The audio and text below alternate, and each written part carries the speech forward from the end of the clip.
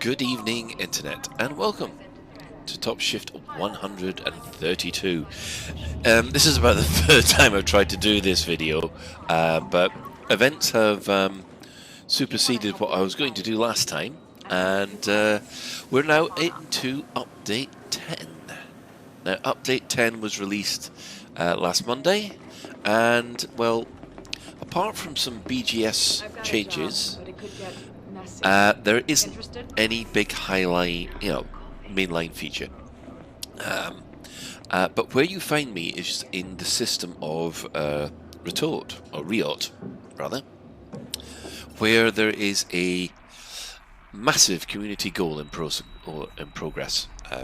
The Sirius Corporation has created a conflict because the people of Riot have disagreed with the alliance's. So the Alliance has got into bed with the Sirius Corporation because of Aegis disbanding and a whole load of stuff like that, a whole load of plot stuff in the background. And the people of Riot don't want the Sirius Corporation anywhere near them, so therefore, what's happened? War. And it seems that most of the there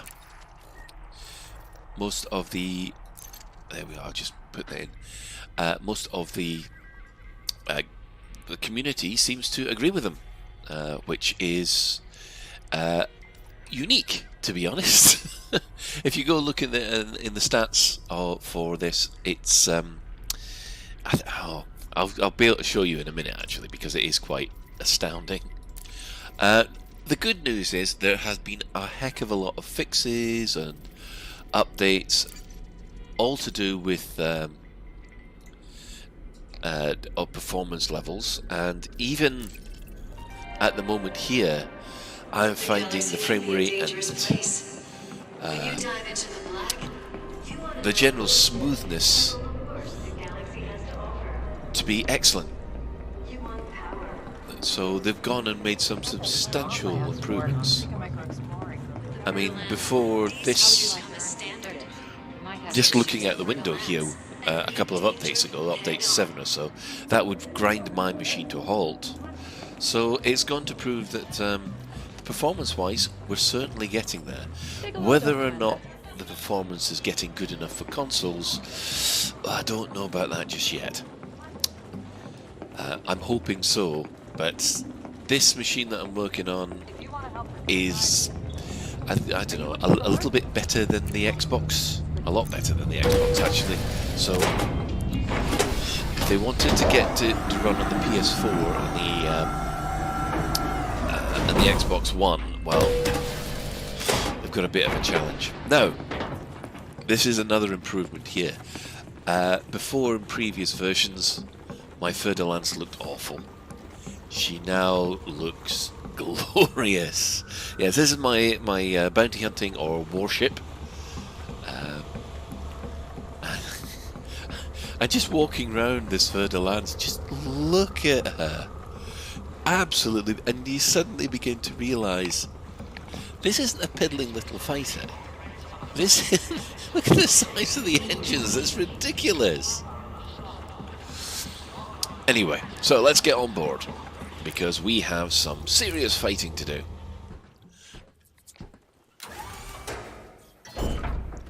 Right. As I said, there is a war happening in Riot, and the community has decided, right, we don't like Sirius. Because you just have to look. This is the mining coalition. These are technically the good guys. And here we have Sirius Corporation, which has only just hit Tier 2. It's only cost less than 800 contributors. But, yeah, so let us launch. Now, as far as Elite Dangerous Odyssey is concerned, it has been noted that Update 10, there are a few bugs left in it, especially stuff with, I think the console version has now been fixed. There was an update for the console version, but half of the Horizons content couldn't be accessed, which is a big job, so they're they've put that as a priority. But there is another issue with SRVs not picking up cargo or scooping cargo correctly. So they're looking at that as a priority. Oh, hang on. Just let me listen to the boost on this. It's ridiculously good. Oh, when I raise the landing gear. Oh, you can almost feel the G-forces pushing you back into the back of the ship. Right, let's have a look. We have to go to Super Cruise first. Drive charging. 4, 3, 2, 1. Engage. Now, originally I was actually quite worried. There we are. We'll go for the low intensity one to begin with. I'm finding that the low intensity one, even though you join the low intensity one, there are still elite rated pilots and deadly pilots in there. It's yeah, and my reputation with the Sirius Corporation is taking a serious hit. I'm not going to be welcoming any Sirius system quite soon. Why so serious? Sorry. Anyway, what's the latest news with Update 10? Well, they've gone and made some changes to the BGS. Hopefully that will help the Anarchy systems, because the Galactic background simulation was losing Anarchy systems due to the way that influence was calculated, and they've gone and make some changes, which hopefully will mean that we will have more Anarchy systems in the future, or players can at least work their Anarchy systems so that they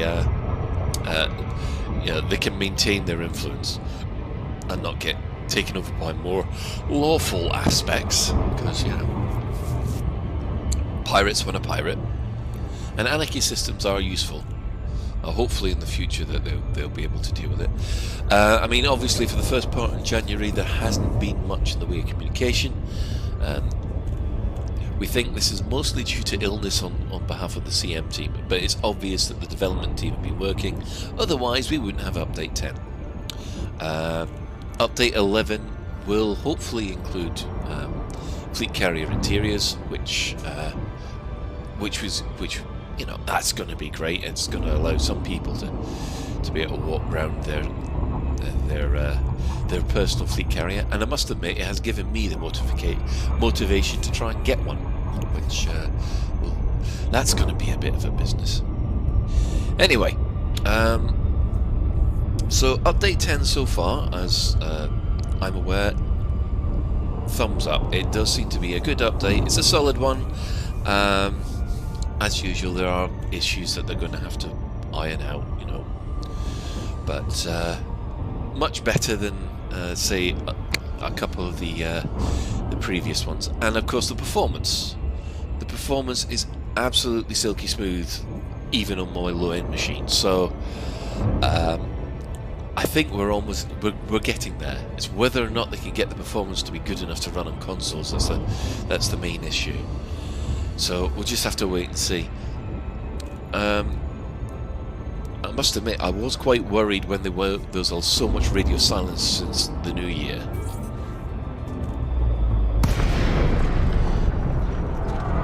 Right, but enough worrying. We're going to see how long if I can handle a low intensity. I mean, I've got a fer-de-lance, an engineered fer-de-lance. This shouldn't be a problem. He says. So. Good to have you on the team, Commander. Choose a weak ship to start with. Deploy the weapons. Not having that one.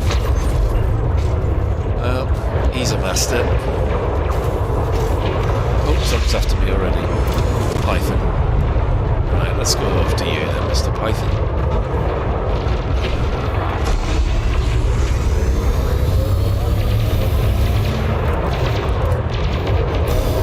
Shoot me.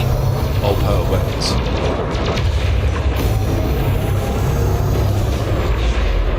Now this is the new, obviously the new shield effect on this is actually quite nice. Odyssey has had some nice graphical effects added to it. Get that shit done. There we go. And open up class 4. I'm gaining heat, I think.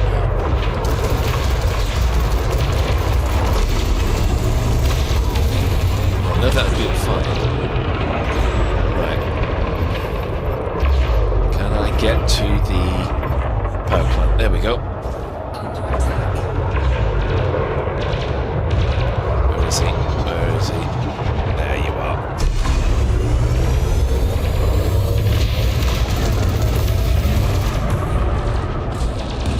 Good thing about this is Ferdinand's can outmaneuver Python. Firepower-wise, they're about the same.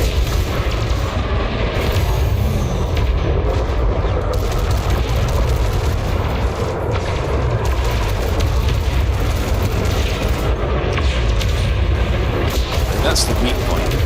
Once you get the shields down, take out the power plant and then take out the rest of the ship. Getting there. There we go.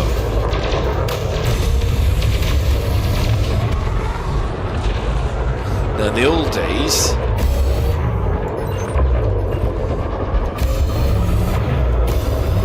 taking out ship's power plant,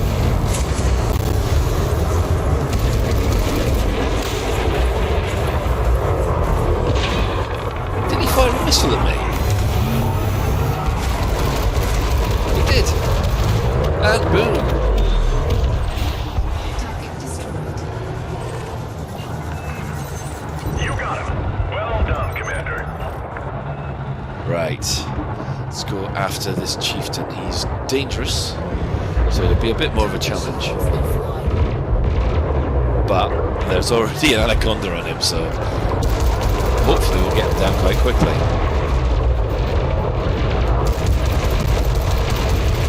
Oh, chaff.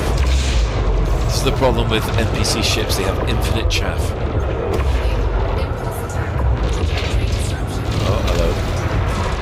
Really? An eagle's coming after me? Right.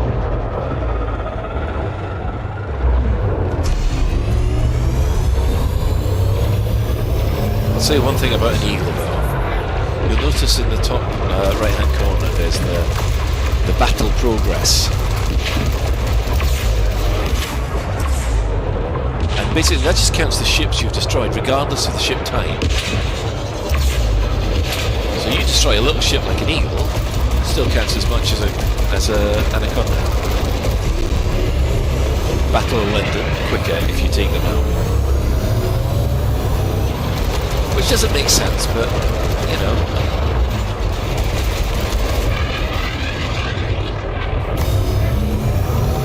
There we go. Boom. You got him. Well done, Commander. There's another eagle here. Let's just quickly take him out.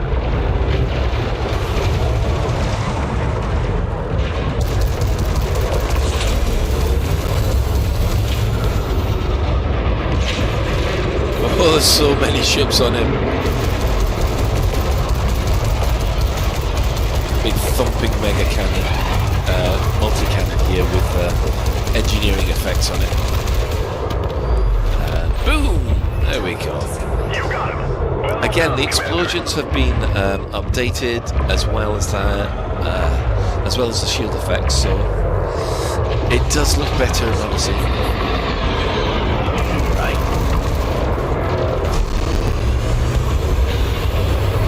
Oh, what's that? That was another field of lance then.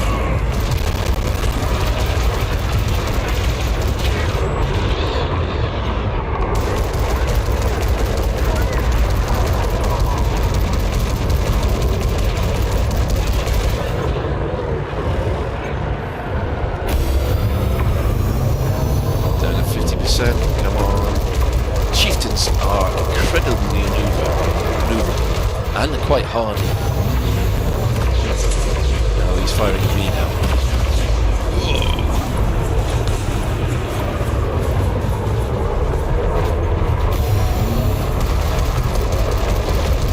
Well, as I've said, he's running low on shields. I've got to get him. I've got to get down before he brings shields back, because he'll just hit a shield bank and then he'll be up to half shields again. I can't remember if we've got shield banks on this. I thought I had. That's one of the problems since update 9, is that I've had to... Damn. No power to... Oh, the shields are down.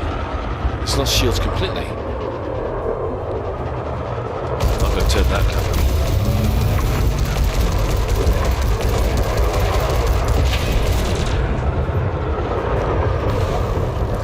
You'll notice that it's not just your kills that are counted. Any kill that is counted in the battle meter at the top left. Although admittedly having a player in a further lens does give one side an advantage. Now I'm playing in the Mobius group, which is a group which all players agree not to fire upon one another, effectively making it a PvE group. So let's taking them out. Oh, there's a Cobra. Let's take the Cobra out.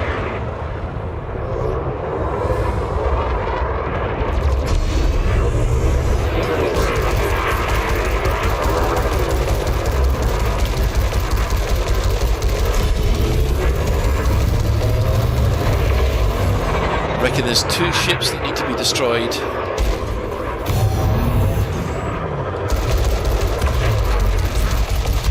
Oh, he's coming after me as plasma charges. My shields are still at 90%.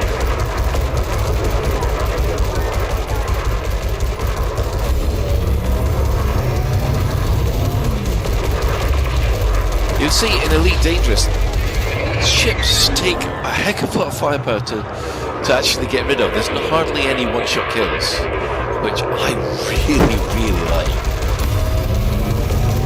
Unless, of course, you're flying against fighters, because these pop like party poppers. Especially if you're in one of these. Mind you, fighters are so much fun to fly. It's one of the reasons why I like playing with CPC match. Oh, I think I've got the pilot, because he's flying in a straight line. Oh, no, he's manoeuvring.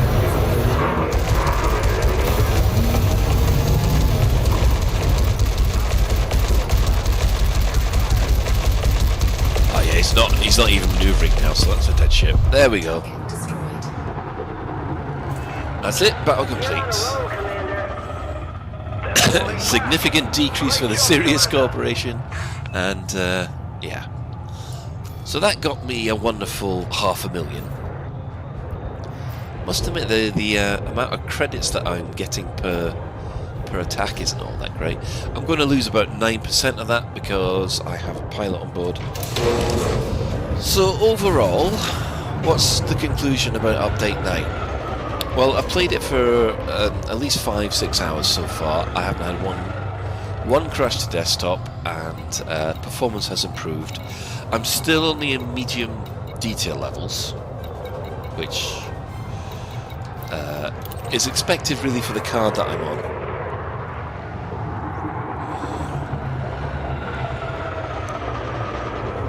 But it's certainly getting somewhere, and I must admit, if you follow us on my Twitch stream, which you can find under Phoenix to Fire, I'm doing a Colin to Colonia stream, where I'm taking a clipper all the way to Colonia, but stopping at every single biological planet with about 2 or more plants on it. So it's taken me a long time. But it is quite interesting to see the atmospheric effects on those things. So if you could, I can't believe I'm going to do it, but I'm going to say it. Can you like and subscribe this? And if you want to, pop over to my Twitch channel as well. Put a link in the notes below. And of course, I'm still available every week doing live radio. So yes, thanks for joining me. Update 10, thumbs up. Let's hope they continue. And good night.